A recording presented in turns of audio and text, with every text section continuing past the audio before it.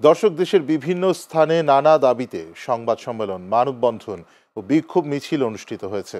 প্রতিনিধিদের পাঠানো তথ্যচিত্রে দেখুন ডেস্ক রিপোর্ট।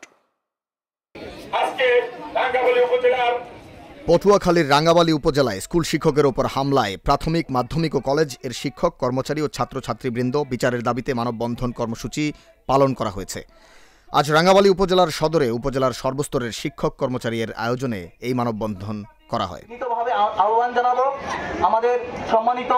খুলনা ডুমুরিয়া উপজেলার ১৩ নং গুটুদিয়া ইউনিয়নের চেয়ারম্যান শেখ তুহিনুল ইসলাম তুহিনকে চেয়ারম্যান হিসেবে স্বপদে বহালের দাবিতে বাইপাস সড়কে মানববন্ধন কর্মসূচি পালন করেছে এলাকাবাসী।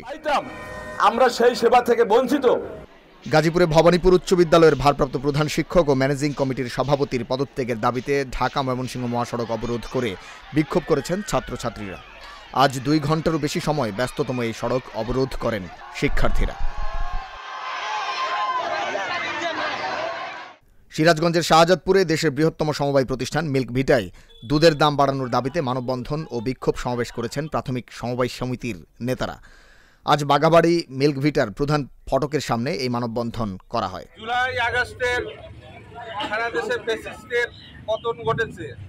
চট্টগ্রামের বাঁশখালীতে বাংলাদেশ শিক্ষক সমিতি চট্টগ্রাম দক্ষিণ জেলার সদস্য ও পশ্চিম বাঁশখালী উচ্চ বিদ্যালয় অ্যান্ড কলেজের অধ্যক্ষ তৌহিদুর রহমান সহ সারা দেশে শিক্ষকদের উপর সন্ত্রাসী হামলার প্রতিবাদে বাংলাদেশ শিক্ষক সমিতি শাখার উদ্যোগে মানববন্ধন ও স্মারকলিপি প্রদান অনুষ্ঠিত হয়েছে। আজ উপজেলা পরিষদ মাঠে এ মানববন্ধন অনুষ্ঠিত হয়। বাংলাদেশ শিক্ষক সমিতি কেন্দ্রীয় সংসদে